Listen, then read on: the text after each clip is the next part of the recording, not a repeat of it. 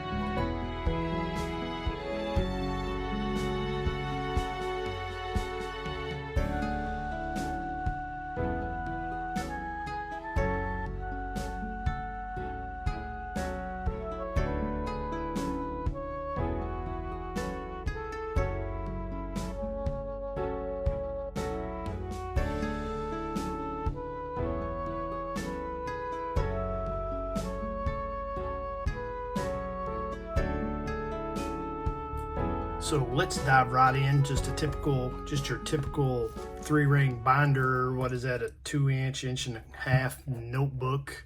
Just your regular school notebook that I had purchased. And we'll start off here on page 1. And I didn't have any way of really storing these back then, so I took a photo album sticky. As you can see here, which wasn't a good idea. Took a sticky photo album page and stuck these in there. You see Dale Murphy. I actually had another Dale Murphy here that I pulled out that I'll show you here in a minute, and a Rafael Palmeiro. Like I said, these were all sent to the stadiums to get their autographs. I'd sent to Murphy, didn't get it back, so I sent another one, sent cards, and they returned a postcard, and same with Rafael Palmeiro. He didn't sign my cards, he just sent the postcard that I had sent him. And then you can see here on the left, I've got, this says to George and Shannon, best wishes, Rick Pitino. One of my good friends back in the late 80s was flying somewhere. I think he was going on his honeymoon, and he ran into Rick Pitino at the Louisville airport and got him to sign this. He was a Louisville fan at the time, and I was a UK fan, still am. And he had Rick Pitino sign this for me, and he put George's name on there too. But I thought that was really cool, really nice of him. And then on the other page here, the second page, got on the front page here, we got some Willie McGee. Willie McGee was on that Cardinal team back in the late 80s, a speedster with Vince Coleman, four-time All-Star. He was actually the National League MVP in '85, so that makes that pretty cool. And what else is really cool with McGee is he shares the same birthday as I do, November the 2nd. But won a World Series with the Cardinals in '82. That's Willie McGee. You got Tom Brunansky here. Now, all these cards are guys that were kind of struck my fancy and that I had cards of back in the day. So I had some Tom Brunansky cards here. They called him Bruno. He was an All-Star in '85, so thus I'd sent him my '85 card. Very cool. Then we got Matt Noakes here. He was an All-Star with the Tigers in '87. You see his '87 Fleer here. You might know him. He is most notable for, I think it was back in 2000. He landed a plane on the San Diego Interstate. He was piloting a plane, and he had to make an emergency landing. He ended up having to land it on the interstate there in San Diego. And sadly, he sold his plane, and the guy who bought it had to basically do the same thing, and ended up costing him his life. Matt Noakes was a pretty good player back in '87. Went to the ALCS with the Tigers, but had a horrible postseason, and they lost that year to the Twins through the ALCS. And then here we got Todd Worrell, '86 Rookie of the Year. Also the Rolaids Relief Man that same year. This is Topps trophy card there in '87. Very cool card. Then on the back here, check it out. That's some Eric Davis. Let's move this camera around just a tad bit. There's some '87 Eric Davis, the '87 Donruss Diamond King. And then I don't know what this card is. It's a hand-cut card. I don't remember exactly what it came from. So if anybody recognizes that card, I did a little research, not a whole lot, but couldn't find it. All these went to, at the time, Riverfront Stadium, and Davis signed all three of them there. That is definitely his signature. And then you see three gaps here in the pages. The reason you do, these are cards that I pulled out and slabbed and will share with you all here in a little bit. And then you got the McGuires here, sent these to Oakland, and you can see him and Canseco there. I should have took this and got Canseco's signature on it when I met him a couple of years ago. Man, that would have been cool. I'll need to do that and remember that. Here's this record breaker, and then this is his '88 score here. Very cool, very cool. And then on this page over here, we got Glenn Mother Hubbard. I spent 9 years with the Braves and a couple years with the A's. Was an All-Star in '83, I think it was. Very cool. He coached for the Braves with Buddy Cox and did a little stint with the Lexington Legends here in Kentucky, a minor league team of the Kansas City Royals. Here we got Sean Dunston. Very cool. Dunston, shortstop that played for a bunch of teams really through his career. 85 through 95, though, he was Ryan Sandberg's double play partner there for the Cubs. Two-time All-Star with the Cubs. He injured his back and was really never the same after that. Then we got another Davis, not Eric Davis, but Glenn Davis. Big power hitter back in the day, first baseman for the Astros, known as the Big Bopper, two-time All-Star with the Astros. I think he played 8 or 9 years. Big power hitter back in the day. And then on this page over here, we've got Cory Snyder. He was on that 84 Olympic team with McGwire, Barry Larkin, Will Clark, those guys. Spent 9 seasons in MLB. You see his 88 tops and 88 score, 88 fleer there. Then we got Juan Samuel. I kind of had I liked him back in the day with the Phillies. He had the unique combo of speed and power. Those guys kind of like Canseco back in the day. Speaking of Canseco, see a couple of signatures there of him. Got his 88 tops and his 87 Classic, I believe it is. I love that card. That's one of my favorite cards of his. And then you see here's Juan Samuel down here in the corner. You can see there the score. Then got the 87 All-Star there at second base, and then the 88 tops. I like that card quite a bit. Very cool. And then up here in the upper page over the upper left-hand corner, you see the 87 Will Clark. He was on that 84 Olympic team that took the silver. I think they finished second to Japan that year. Believe it or not, the baseball was just a demonstration sport in the Olympics in 84. So I thought that was crazy. One of the best hitters of the 90s. His number 22 is retired with the Giants. A lot of accolades, 6-time All-Star. Just one of the best hitters from the 80s, late 80s and early 90s there. Wheel the thrill. We got Von Hayes. They called him Mr. 5-for-1. The Phillies had traded 5 players, Manny Trio, George Volkovich, Julio Franco, Jerry Willard, and Jay Baller for Von Hayes, and none other than Pete Rose gave him that nickname, 5-for-1. I thought that was pretty cool. He had another nickname. Chris Berman called him Von Purple Haze, the kind of throwback to the Jimi Hendrix song, Purple Haze.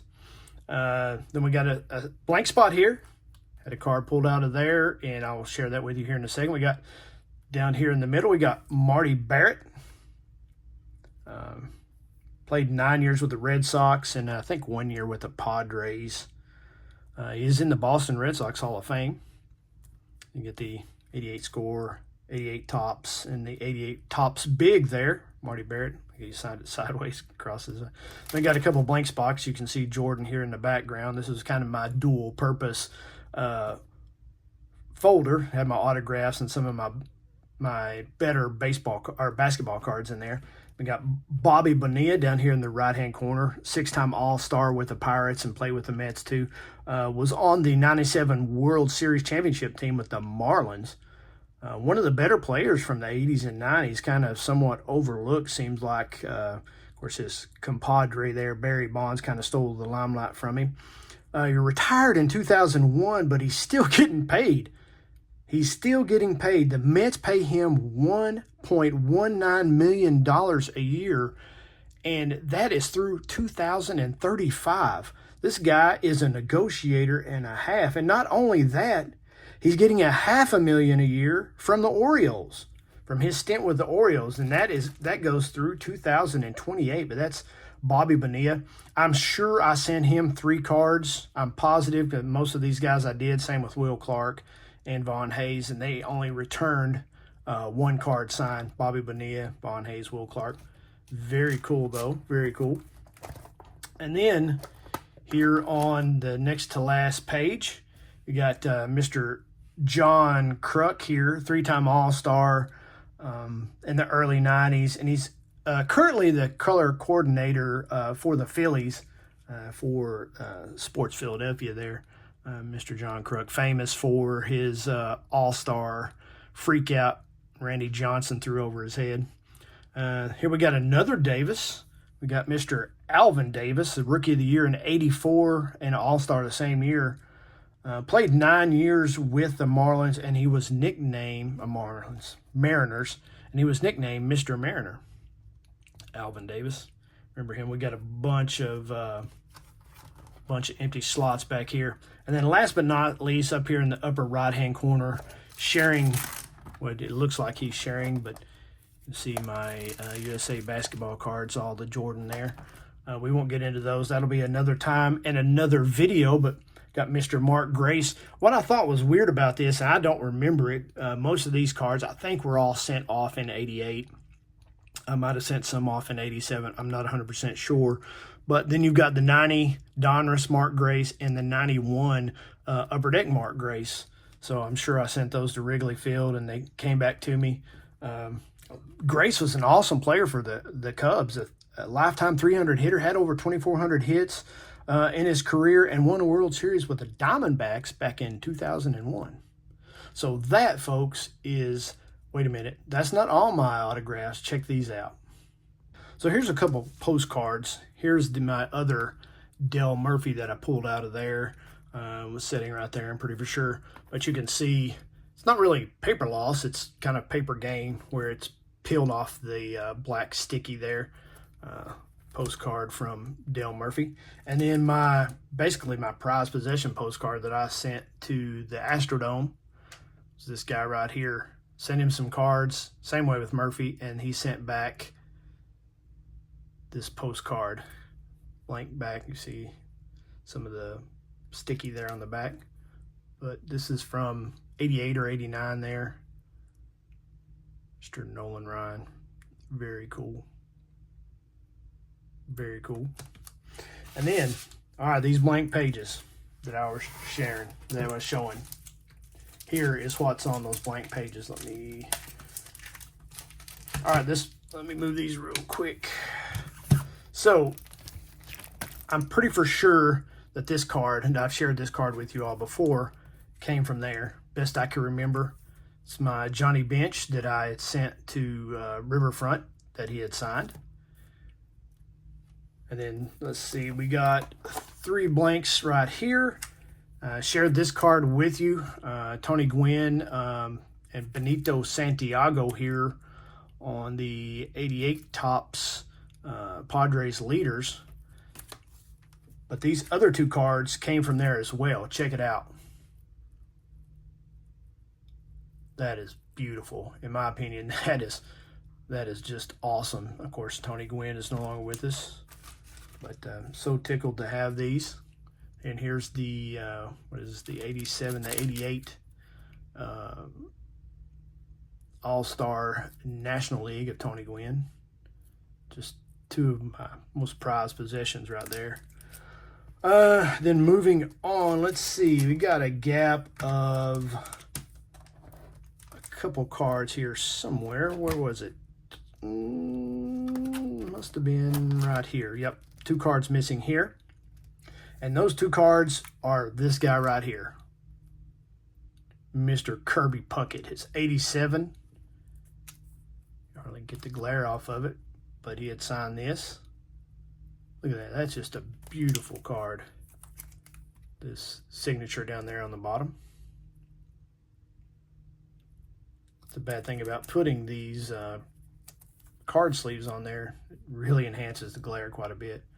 You can see there. Sent that to the Twin Stadium. And I also got this back. This '88 All-Star. That is awesome. And I love it. Both those cards basically come from right there. And we got a gap of 3 or 4 down here on the bottom. And these 3 cards came from there. All 3 the same player, Mr. Alan Trammell. I was a big Alan Trammell fan, believe it or not, back in the day. Not knowing that he was going to go to the Hall of Fame. But I sent these to the Tiger Stadium and got them all 3 signed by Mr. Trammell. See the '88 there. And then One gapper I had, I think it was right here because I can remember seeing it. And this card just really blew me away. Check it out. The 88 Royals, Bo Jackson. What a signature, man. Was that awesome or what? That is just amazing. Of course, this card is 24, 34, 35 years old with his signature on it, and it's just immaculate. This is probably one of the pinnacles of my collection. And just to think that I had it in a binder stored away in an old trunk here at the house, not even thinking anything about it. I'm so glad I rescued this and all the other cards as well. But it just tickles me to death. Look at that. Bo Jackson. Very cool. Hey, that's all I got, guys. Thanks for tuning in. Thanks for hanging out with me. And thank you for looking at that binder with me. Man, it brought back so many warm and fuzzies that I couldn't even begin to describe it.